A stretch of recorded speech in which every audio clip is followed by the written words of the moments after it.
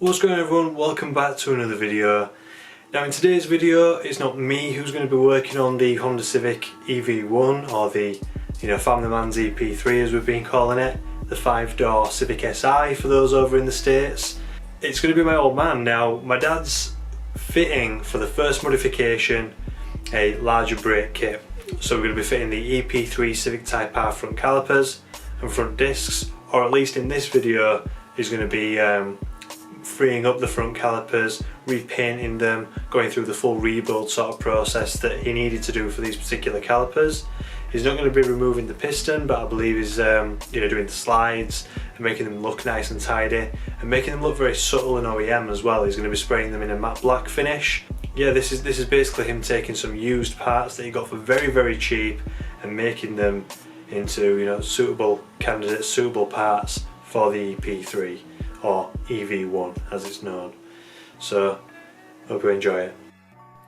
So this is what I've bought: front EP3 brake discs and a set of 3 calipers. One of the calipers apparently is seized, and one of them, I'm assuming that one, is a new one.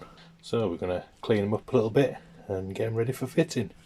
I'm going to clean the discs up now. I'm not going to mess about. I'm going straight in with the knot wheel. I'm going to pay particular attention here where the flange of the hub mounts over the disc, and also to the brake surfaces themselves.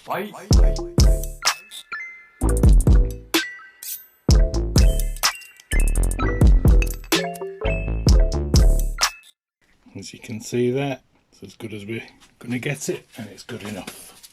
Now to clean up the front faces.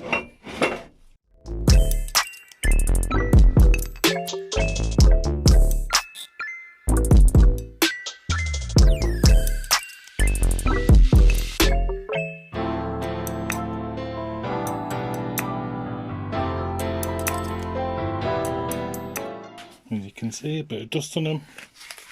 Oh, they're looking good. Eventually. And there we have it. 2 discs cleaned up, ready to be fitted. Right, so now we're going to take a look at the calipers. These are the 3 calipers I've been given. One is working, which I'm suspecting that one. One is seized, which I'm suspecting is this one due to the condition of the rubber. And one was a new one to replace it. That never got fitted. And yep, we're just going to clean them up and get them ready for fitting. We'll start by removing the caliper brackets. So now with the caliper removed from the bracket, you can see in there the condition of the rubber. That's got to be the seized one. And here we have the bracket, complete with springs. I'll rip them out to clean up. Check the condition of the slides. They're free but a bit tight. Same with that one. What I'm going to do, pull the slides out, pull the rubbers out, and we'll give this a jolly old clean up. So what I'm looking to clean up are these areas here where it mounts to the hub, these areas here where the spring sits, and just a general clean up all over really. Once again, knot saw is perfect.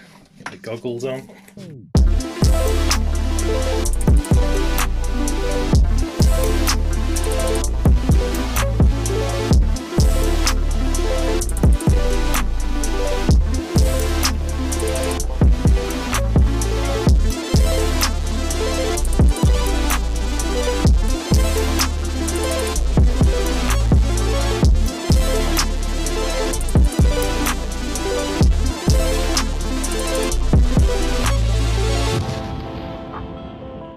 Mounting points now where the bolts are going to go, nice and clean. Also the contact areas where the brake pads are, I've got to get in there yet with probably a file I'll get in there with. Just give it a rough clean up all over, get rid of most of the paint. They're not staying red, I don't want any attention attracted to the brakes.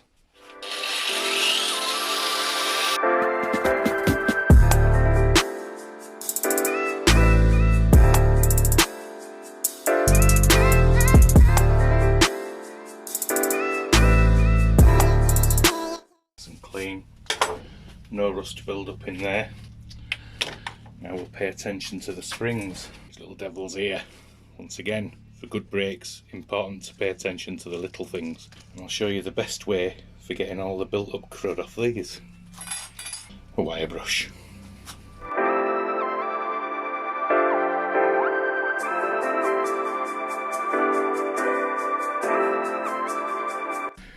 So if we look close up, one cleaned, one not.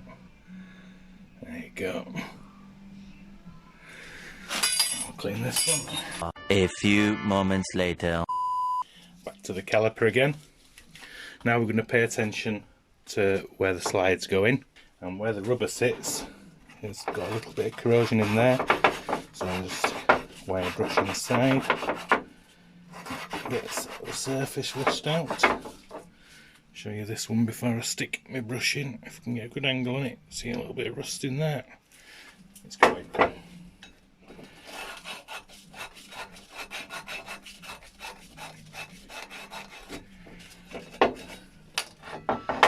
Now to clean the holes, slides to go in, degrease the detergent.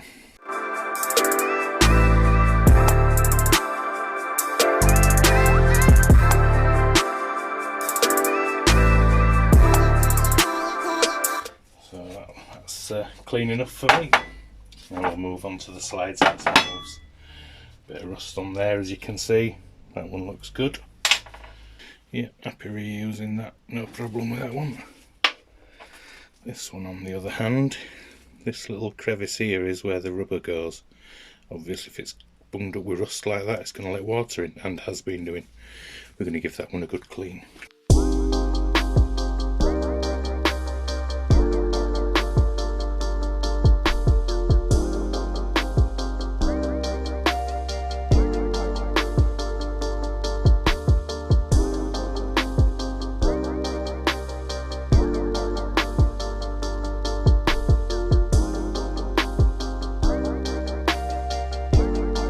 So that's looking a lot better. Okay, so I've got the bracket clamped in the vise. I just want rid of the red really. I've just got a little bit of thinners here, which I'm just going to daub on where I'm going to paint. I'm only painting the bit what you can see from the outside of the wheel, same as has been done really in red. But I just want to make sure there's no residue oil or anything on there, just so the paint sticks. Basically, that's liberally applied. Dry that off now with a cloth.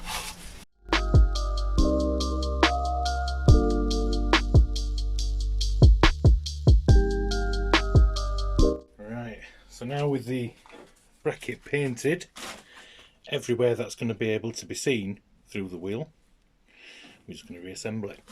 A lot of people diss copper slip, it's old school. I'm old school. If you clean these up with every pads, put some more copper slip in, you'll never have a problem. Be generous with it. I'm putting it in first without the seals so I can squeeze the excess out. If you can hear it, the air's escaping. And it's kicked out any excess. Once again. There we go, remove the air pocket, work it in and out, wipe where the seals are going to sit. Okay, next put the rubbers in. Somebody's painted these, might apply a bit more paint over. These are a little bit fiddly to get in. And with the pin in, the rubber can't escape out again. And then it just slots over the top. Give it a squeeze again, get the air out.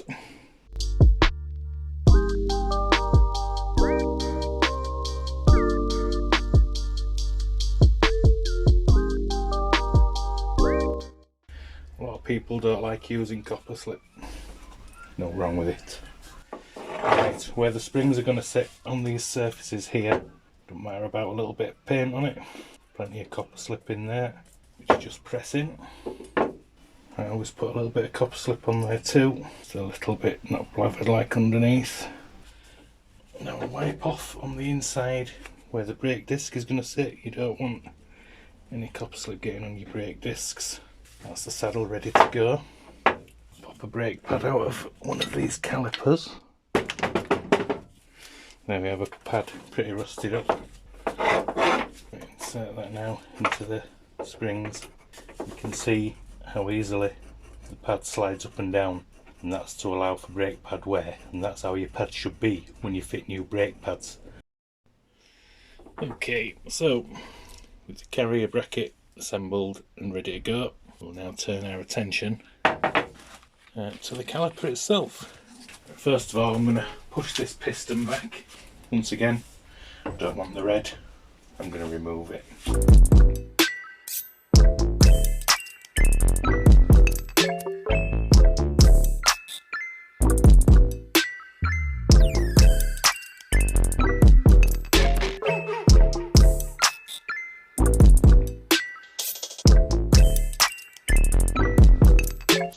Banjo bolt back in so no paint gets in there. Just a quick view now, paint's dry, just to show you how it's looking. And we're going to release it from the vise now, get it assembled back into the carrier bracket. All the places anyone's going to see through my wheel are going to look alright.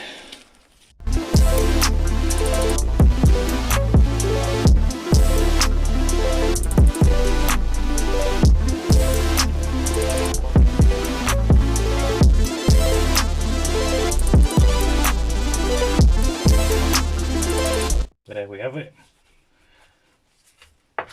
That is how it's going to look through my wheel.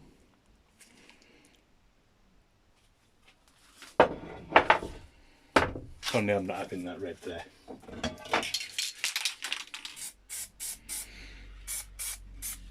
Easily remedied.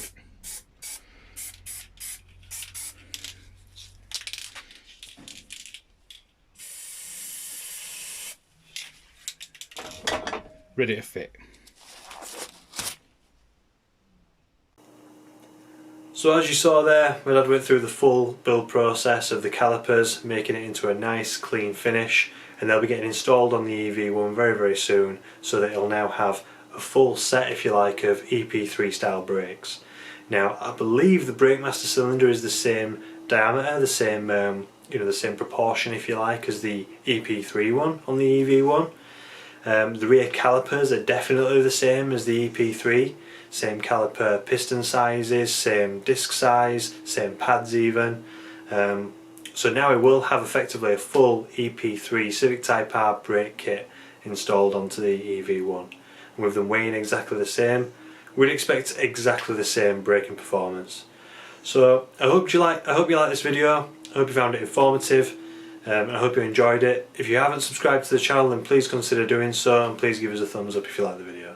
And I'll catch you in the next one. Bye for now.